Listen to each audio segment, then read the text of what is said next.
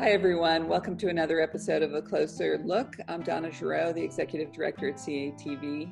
And with me today is Andrew Winter, the co-chair of Upper Valley Strong. And we thought it was really important to talk to Upper Valley Strong, which is a collaborative of many partners that will obviously keep our community strong during this pandemic. So, Andrew, thank you so much for participating in A Closer Look. Delighted to be here. Thanks for having me in. Super. So for those who don't really understand, maybe you could backpedal for a minute and tell us how Upper Valley Strong started, and then let's move into what we're doing now. Sure. So I think a lot of people are probably familiar with Upper Valley Strong from its work in the aftermath of Tropical Storm Irene, when a number of nonprofits, community organizations, community leaders, public officials came together to respond to that disaster and provide long-term recovery efforts. We're often really good at doing things in the short term when there's a disaster. We've got great first responders. They're on the scene. They dig people out, they pull people out of rescue, rescue situations. But often to recover from a storm, it takes longer. And Tropical Storm Irene definitely showed that. It was a complicated process for a lot of people. A lot of people are having to navigate through a federal bureaucracy that was willing to provide assistance, but they didn't necessarily have the skills or the familiarity with the programs. So what we were able to do there was provide what we call long-term recovery to help people access resources to allow them to rebuild their lives. And that case management work, working with homeowners, working with FEMA, the Federal Emergency Management Agency, really took place over several years. But out of that, we learned a lot. We learned how community groups can work together to build a stronger, more resilient community. And so I see that the Upper Valley Strong is a collaborative of a huge number of partners, both nonprofit and for-profit organizations. So obviously you probably have a second hat, a real job. So I was wondering what organization you worked for. So I work for, as the executive director at Twin Pines Housing Trust, which is the regional affordable housing nonprofit. We operate on both sides of the Connecticut River in New Hampshire and Vermont. We've got about 500 multifamily units that we own, manage about 3/4 of those. Keeps me pretty busy. We're developing new housing all the time. But this is something that was near and dear to my heart. Upper Valley Strong helped Twin Pines in 2013. We had just opened a brand new property in Lebanon, Rivermere, that was flooded during a series of microbursts, which unfortunately are becoming all the more common. And so Upper Valley Strong stepped in there, brought volunteers in, helped us recover. And we were really fortunate in that we have a good, strong agency around us, but definitely needed all those volunteers in those days. And they were able to help a number of other impacted families throughout Lebanon and elsewhere in the recovery from that event. So kind of stepped up. Yeah, go ahead. So this one's this is not a traditional recovery. In other words, where everyone can just dig in and put on their work gloves and help out. This is difficult because there's contagion with it. So what is Upper Valley Strong doing to help the Upper Valley? Yeah, so this is different from those kinds of disasters. In some ways, it's a little closer. Last year, the federal government shut down. There were questions around people having access to food. A number of us came together at that point under Upper Valley Strong to try to figure out how to respond and make sure that kids, in particular school-age kids, had access to food. So we did some work there. And it kind of gave us a little bit of a way forward with this particular event. But again, you can bring everybody to the table, and different folks are going to have different abilities to respond in this type of what is really a disaster. So we've got medical resources. We have the folks at Dartmouth Hitchcock Medical Center who are playing a really key role in helping to staff this effort, because it is at its core, at least initially, a medical issue. But it has huge economic impacts to our region, to families, businesses. And so it requires, a holistic approach to what we're trying to do here in a way that is very different than before, but is also going to be a long-term recovery. We're closed. They're starting to open back up. That gives us hope that things will return to normal. But what normal is going to be defined differently than what normal was pre-COVID-19. And so, we're going to be working together to try to figure out what that looks like and how to respond to people who are dealing with unemployment, people who are trying to access food. These are different challenges than what we were dealing with before. So do you have, there's so many organizations that are participating, Go Upper Valley. So do you have like subcategories where you have like remote meetings with 1 million people listening in on the meeting? Because it's all about communication and trying to Sure. link the most clever ideas together. Right. So, one of the things that we've done is, I think at this point, we've got about 10 different committees that are meeting, pretty much every week or every other week to talk through major issues or needs. Some of those are around communication. If you haven't visited our website, uvstrong.org, please do. It's a great resource. There's food pantry information. There's financial information about people who might need access to financial tools to help them stay housed and stay healthy. But it is also, what we have had to do is set up different committees to meet different needs. And I see like food access and family resources, transportation, housing. I thought it was interesting because I love that I can get succinct information. One of the biggest problems we're having is there's floods of information. And so I find the Upper Valley Strong website is very succinct. It's like, this is how housing is in right now. Governor Sununu said this in New Hampshire, and then Governor Scott said this in Vermont. So very helpful.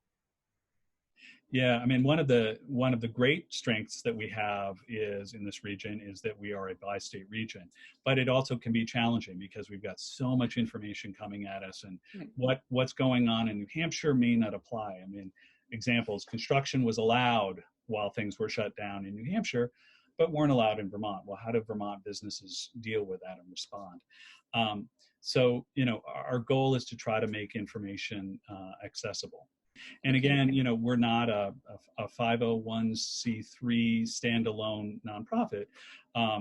What we have done is partnered with the Upper Valley Haven, and they are our fiscal agent. So people can make charitable contributions to the Upper Valley Haven for the benefit of Upper Valley Strong. And that allows us to have dollars to help support work throughout the Upper Valley, things that we're hearing from our conversations as a group about the specific needs that folks are having. Excellent, excellent.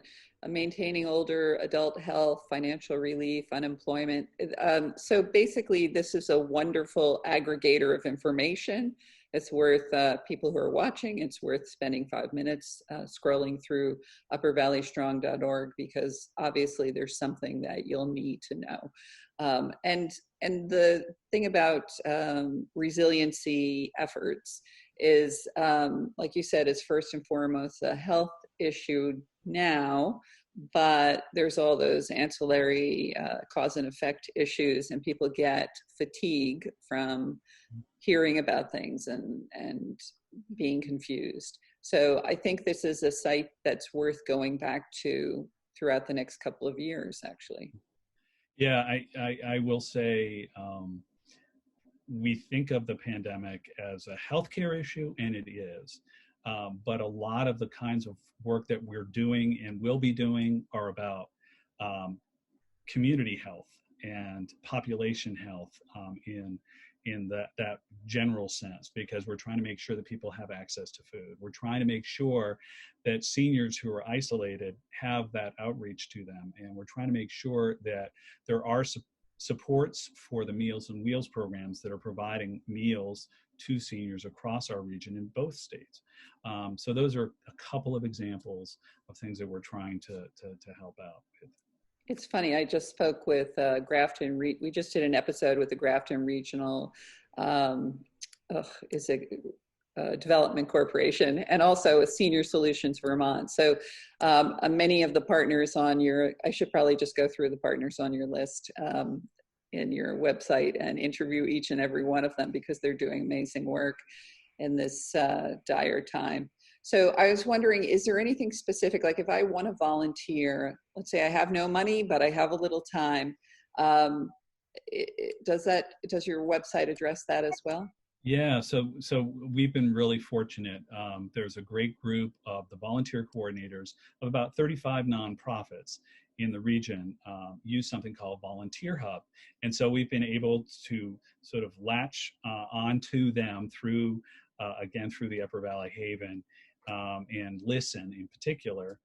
Those two organizations were very much involved in making sure that we had access to volunteers, setting it up so that we could use the Volunteer Hub platform to make sure that we're connecting people in and then getting them out to where they need. Areas where we know that there are needs. A lot of Meals on Wheels, for instance, and a lot of other kind of volunteer efforts have been driven by a lot of older volunteers. And because COVID-19 can have such a terrible impact on older Americans, a lot of those folks are now sheltering in place and are cutting back on the amount of time or the ways in which they volunteer. And so that provides opportunities for others to step forward and hopefully volunteer their time to fill those slots, whether it's giving out meals at the Haven, whether it's helping, with Meals on Wheels for seniors, whatever those kinds of opportunities, they definitely exist. And so those organizations, obviously you're social distancing, and do people need to provide their own mask and their own gloves, or is this something that maybe the organizations? Yeah, that's something actually we're talking about, because the need for gloves, the need for personal protective equipment, PPE, is becoming so much more important going forward. And we want volunteers to be safe. We want the people they're serving to be safe. It doesn't help anybody who is isolating if somebody who's bringing them a meal and dropping it off becomes a vector, so to speak, for the transmission of disease to somebody else. So that kind of thought is something that's at the core of what we're doing right now. Good. Well, there's a lot of smart people in the Upper Valley, and a lot of smart people in these different organizations. And I guess communal health is really going to affect our recovery. So economic recovery. So I think everyone gets that connection. I do like the expression vector, though. I like how you use that. I do not want to become a vector. How about you? You don't want to be a vector. You don't want to be a vector. I have to say, I probably have, and maybe it's the positive side of working with all the folks at Dartmouth-Hitchcock Population Health, who really have been helping to staff this, but also making sure that all of the nonprofits are hearing what's going on in the region around what's going on at DH. We've got great connections with the folks at the Vermont Department of Health as well. Good. So those resources are part of our conversations when we talk as a large group every couple of weeks. Then the steering committee meets every week, and we're hearing updates, and it really does kind of allow us to be able to respond more quickly and more fully to opportunities that exist. Example, last week, actually 10 days ago, U.S. Department of Agriculture put out on a Friday an opportunity Always on a Friday. Always on a Friday. Yeah. Put out a proposal and said we'd love to have grant proposals in a week. And it is wonderful that we're trying, and we need to be trying to figure out ways to get food to people quickly. We need to be able to support our farms, and we need to be able to get food to people who need it. But a week is a really quick time, particularly when you're talking about the ability of a small nonprofit, in this case, or smaller nonprofit like Willing Hands, one of our community partners, to turn around and respond quickly. Fortunately, thanks to the support of the folks at Dartmouth Hitchcock, who were already working through Upper Valley Strong collaboratively together, we were able to get that in. And the good news is we actually, Willing Hands was actually approved a week later, last Friday, for the first step in that grant process, which means thousands of more pounds of food coming to the Upper Valley through that program. So those kinds of collaborations are really what this is about. Yeah, and I think I've learned through trying so hard as the ED of a nonprofit that doesn't have that sort of buffered support system. You know, all these things that are available are not really available to everyone. You have to work as quickly as possible to get on that queue. So I love that Upper Valley Strong is already in place, working on resilience and communicating so that you can respond so quickly, because speed to action seems to be a real issue. Speed to action is critically important, and I think, you know, as a former nonprofit person, you know that often if there's a new challenge that comes your way, you don't necessarily have the resources to be able to respond quickly, and it does take time and it takes energy. And so that again is what's so special about these collaborations. Is you get, the more people who are rowing, the quicker we get going where we need to go. I love that, rowing in the same direction. You have all the isms, you have all the great things to say. As a matter of fact, Andrew, before you leave, you have to show us a background. That's great. So, unfortunately, we're in the middle of baseball season, but there's no baseball to be had. So we might as well think back fondly to the 2018 Boston Red Sox.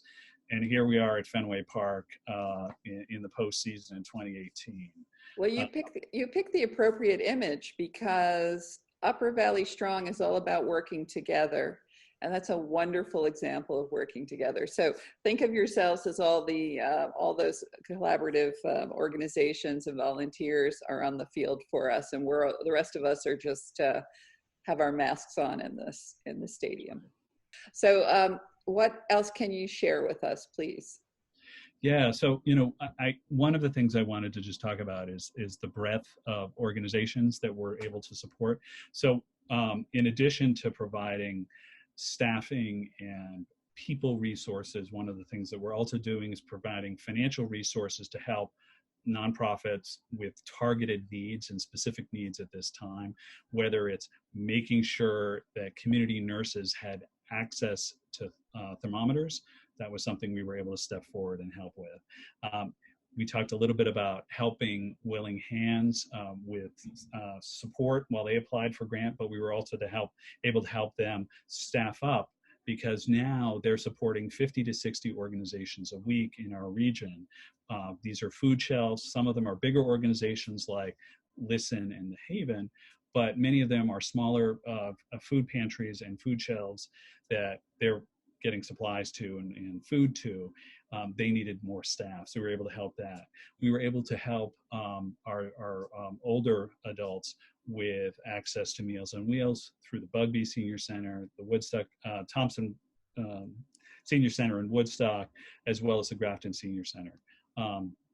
We did some work with making sure that people had access to a navigator to help with childcare, because particularly thinking about our essential personnel, our frontline folks in the hospitals and elsewhere who needed access to childcare so that they could continue to work, we wanted to make sure that they had those resources. So we're trying to figure out creative ways to expand the opportunities here in the Upper Valley that, you know, at a time of need.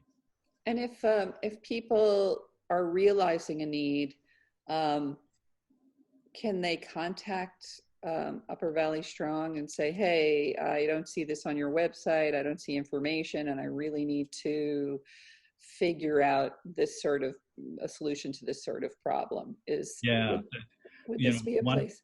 Yeah, one of the things we've been talking about, and I have to confess, I don't know if we've got the button up there yet, is um, what happens if, you know, I have something that isn't clear from this, right? So a lot of resources are kind of listed out, and you did a nice job of touching on those, whether they're food or financial resources. Somebody might be, having problems with rent. There may be some other issue going on that they need help with, but they can always let us know through the website if there's a specific need, and we'll triage it. We'll try to figure out the best organization to help them solve the problem that they've got. That's another $10 word, triaging it. You're coming up with all the good ones, Andrew. I'm coming up with a good one, so it's. I'm just teasing you. I'm sorry. Too much time. There you go. So it's funny because Dartmouth Hitchcock, they're doing so much. Is anyone helping them? I haven't really. We just assume that they're all powerful and can cope with this. Are they having problems? Is there any way that Upper Valley Strong has been able to help them? So, I think things that they need, particularly as things open back up, they need volunteers.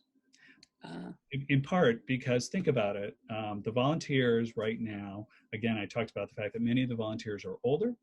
And they may choose not, they may be stepping back and often rightfully so, and worried about getting infected. So what we need are other volunteers to step forward and say, I can help as this clinic or this service at the hospital ramps back up in the coming weeks, but getting in there, getting trained, because there is training involved, is critically important. So volunteers. The work that the hospital has done, the hospital has been a big supporter of Upper Valley Strong, but the hospital likewise is going to need financial assistance, donors to the hospital to help make this all go. Those are a couple of ways. And I'd be remiss if I didn't saying thank you to our frontline doctors, nurses, and other medical personnel for the work that they're doing. That's really important as well. It is really important. I think there's got to be better ways than just standing outside at a given time and clapping.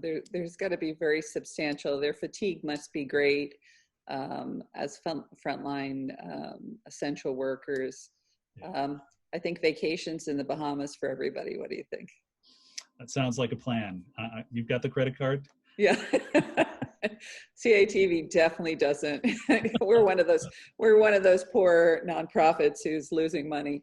But we're going to go, we're going to work through it. We're going to stay Upper Valley Strong. So please do. Thank you. So I am so glad. Is there anything else that you think is really relevant that is pressing, that's beyond what we can get from your website? Well, I will say this. We are incredibly lucky to be residents of the Upper Valley. When you think about how other parts of the country are really struggling, and there are people who are struggling in our communities every day, but know that we've got some resources here, and we've got a collaboration here that a lot of other parts of New Hampshire, a lot of other parts of Vermont wish they had, and we hope that from Upper Valley Strong, from the collaboration that we do, that people will be stronger together. That's a great thing to leave on. Honestly, I think collaboration is the secret sauce to the meal. So thank you for being an integral part of that secret sauce. And I hope people go to your website and see ways that they can volunteer and or satisfy information that they need, and they can contact you if they have an unusual need. And I'm sure all the intelligent people who are part of the collaborative will get on the problem. So really our thanks from CATV.